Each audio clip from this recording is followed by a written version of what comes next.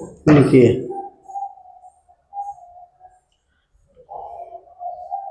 unnecessary unwanted witness.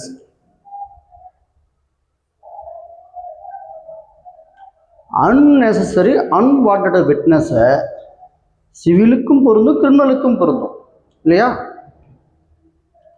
Witness என்பது இருத்த வழக்குகளுக்கும் பொருந்தும். இதில் பெரும்பாலும் அதிக பொய் சாட்சிகளாக சந்தேகப்படுவது கிரிமினல் சைடு தான் இல்லையா? அதற்கு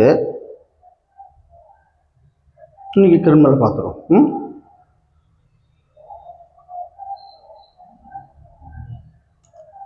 section 311 CrPC section 348 BNSS act இந்த சட்டத்தில் இந்த ப்ரொவிஷன் கீழ் சொல்லப்பட்டுள்ளது. அன்வான்ட் அன்று unnecessary witnesses. unwanted unnecessary யார் தரப்பில் அதிகமாக வரும்? ப்ராசிக்யூஷன் சைடா இல்லை டிஃபென்ஸ் சைடா? இரு தரப்பிலும் வரும். ஆனால் அதிக பெரும்பாலும் எதில் வரும்? ப்ராசிக்யூஷன் சைடு வரும். உதாரணமாக ஒரு அஃபென்ஸ் நடக்குது ஒரு வில்லேஜில், போலீஸில் கம்ப்ளைண்ட் பண்ணுறாங்க, நேரடியாக வர்றாங்க, விசாரணை பண்ணிட்டு 4 பேர் யாராவது ஒன்று தெரிஞ்சு 2 பேர் 4-5 பேர் சொல்கிறாங்க, எழுதிடுவாங்க. ஸ்டேட்மெண்ட்டு 161 ஸ்டேட்மெண்ட்டு அவங்களே ரெடி பண்ணுறாங்க, பார்ட்டி கையெழுத்து அவங்களே போட்டுருவாங்க. கோர்ட்டில் போய்ட்டு அவனுக்கே தெரியாது சாட்சி யாருன்னு, நான் எப்போ பார்த்தேன், நான் என்ன செஞ்சேன், நான் எப்போ இந்த சாட்சியாக இருந்தேன் அப்படின்ட்டு அவனுக்கே தெரியாது. அவனுக்கு அந்த சம்பவமே தெரிஞ்சிருக்காது, இல்லை இதே கேள்விப்பட்டிருப்பான், இல்லை வயல் தட்டுற போகும்போது பார்த்துருப்பான், இல்லை அந்த இடத்துல என்ன கூட்டமாக இருக்குன்றதுக்காக பார்த்துருப்பான்.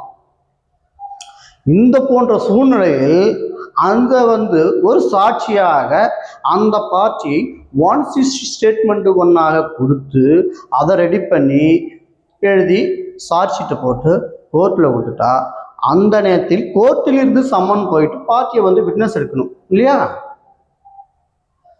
அப்போ பார்ட்டி யோசிப்பான், ஏங்க இந்த கேஸுக்கு எனக்கு சம்மந்தமே இல்லைங்க, இந்த பிரச்சனைக்கு எனக்கு என்னன்னு தெரியாதுங்க, என்ன ஏங்க சாட்சியாக போட்டீங்க, எனக்கு யாருன்னே தெரியாது, நீ எதே சொல்லிட்டு போ, ஆக மொத்தம் நீ தான் சாட்சி. டோட்டலாக கோலாப்ஸ் முடிச்சா. அதனை தொடர்ந்து அந்த நபர் ஒருவேளை அவங்களுக்கு பிரச்சனை ஏற்படுச்சான், அது கேள்விப்பட்டேன், என்ன பார்ட்டியை சேர்த்துக்கிட்டாங்க, இந்த பார்ட்டியை சாட்சியை ஏற்றுக்கொள்ளாதீங்க அப்படின்னு நீதிமன்றத்தில் மனு போட முடியுமா? முடியும், but not declared. Because witness என்பது merit or unmerit to the offence, அப்படிதாங்க இருக்கும் இல்லையா? அந்த அஃபென்ஸுக்கு இவர் கொடுக்கின்ற வாக்கு மூலம் ஒன்று மெரிட்டாக இருக்கலாம், இன்னும் ஒன்று மெரிட் இல்லாமல் இருக்கலாம்.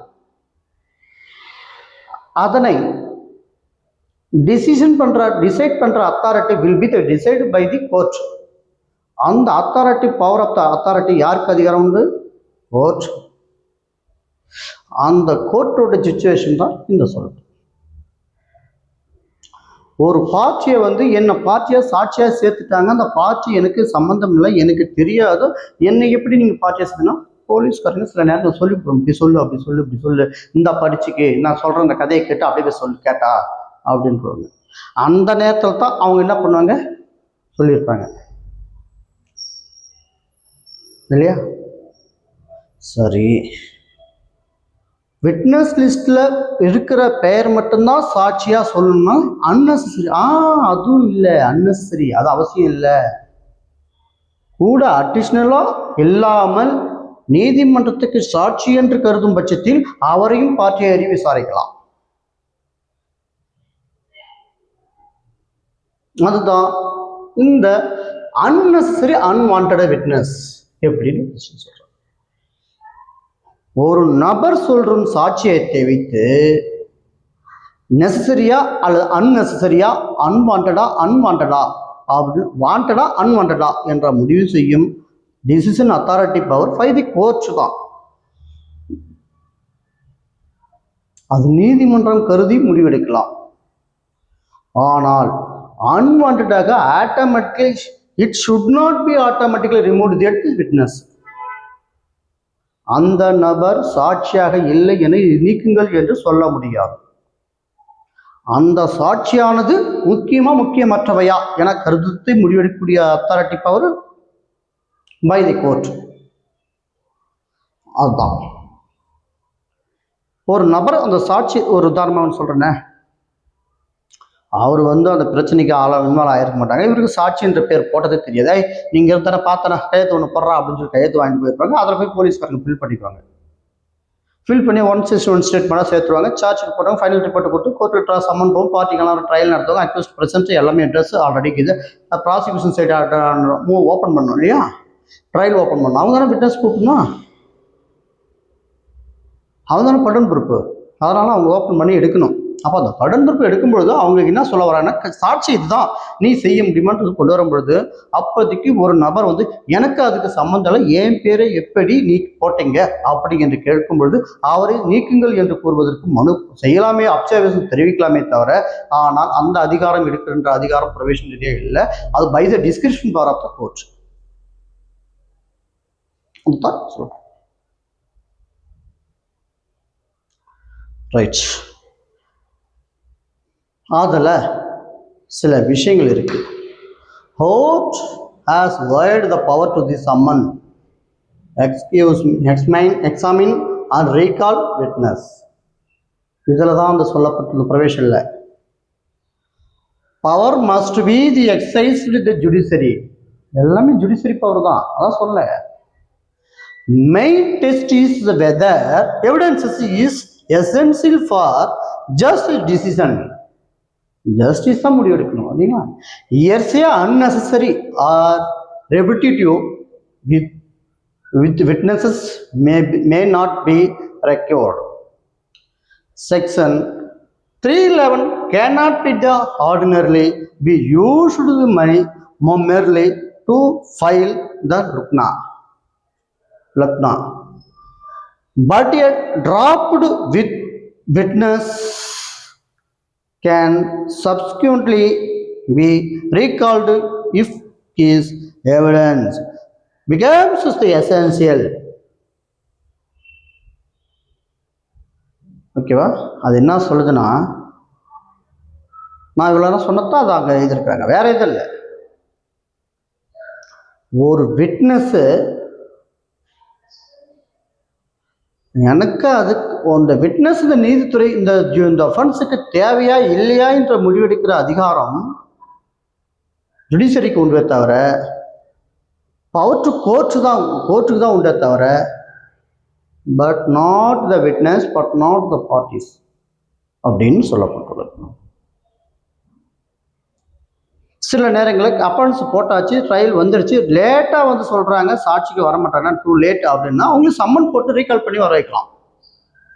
Summon through the court, sent to the witness, recall to the witness 311 348 BNS. அவருக்கு ஒன்றுமே தெரியுதோ தெரியலையோ என்றதில் வர வைத்து சொல்வதற்கு அதற்கும். இவர் சொல்லுகின்ற முன்னாடி சொல்லப்பட்டுள்ள சாட்சியங்கள் முன்னும் குறைவாக இருக்கலாம், இல்லை பாதியில் நிறுத்த வைக்கப்பட்டுள்ளலாம், இல்லை மீண்டும் மேற்கொண்டு சாட்சியங்கள் வர வைக்கிறதுக்காக டைம் ஒதுக்கிக்கலாம். அவரை மறுபடியும் ரீகால் பண்ணுறதுக்கு அதிகாரம் பவர் டு தி கோர்ட். அதனால் எந்த ஒரு அதிகாரத்தையும் நீதிமன்றத்தின் கீழே விடப்பட்டது.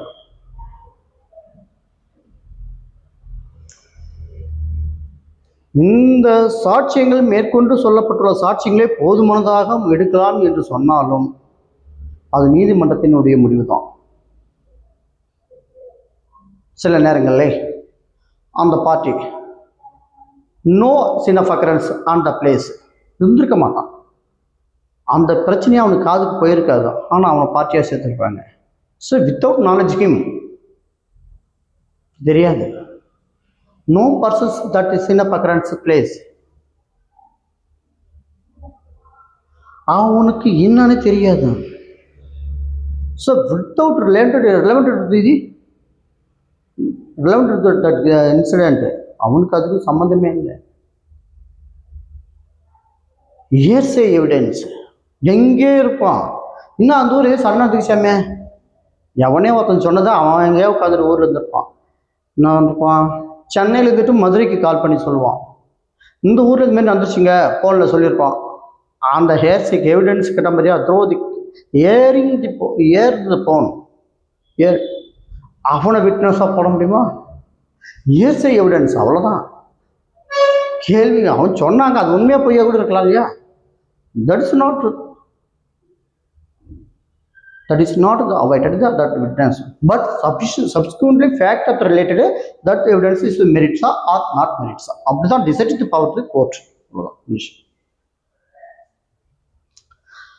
அதில் ஆட்டோமேட்டிக்காக பண்ணக்கூடிய அதிகாரம் யாருக்கு இருக்கு யாருக்கு இல்லைன்றதுக்காக நீதிமன்றத்தில் சில வழக்குகள் சைட்டேஷனாக கொடுக்கப்படுது.